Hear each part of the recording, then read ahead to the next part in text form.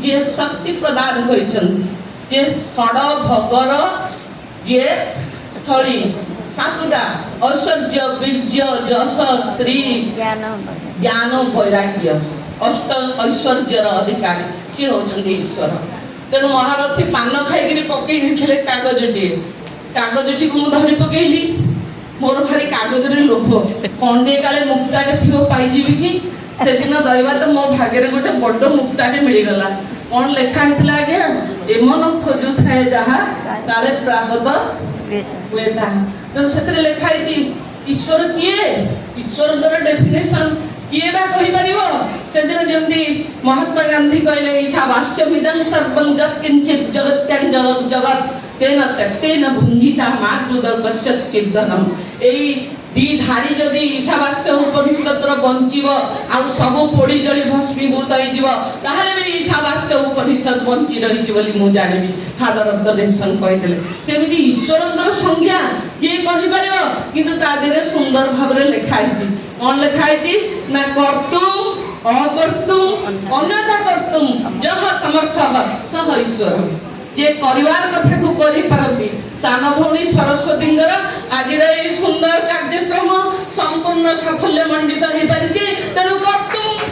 जे समर्थ परिवार को समर्थ करिछा भगवान तांकर मनोरथ को आज पूरण करिछन पुणी खाली परिवार कथा को करंतिनी अकर्तुम परिवार कथा को अटकई देई पारंती जे किसी गोटे बाधा विघ्न हेले अटकी जाऊँगी आम भावुचे आम बहुत निराश हो जाऊे किंतु यार अंतराल इच्छा मैं भगवान मंगल भावना रही तेणु करवा कथा को जी अटकई दे पारती पुणी कौन अन्यथा कर्तुम जे करवा कथा को गोटे नुआ रूपक कथार रूपांतरित कर सी होचंदी ईश्वर। तेणु यही सुंदर कथाटी को से दिन कागज पाई ए मन खोजु थाई जा काले प्राप्त हुए ता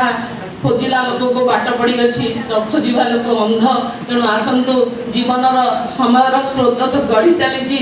प्रखर गति आम समस्ते आग को चलीचे आत्मनिद्रा परिहरी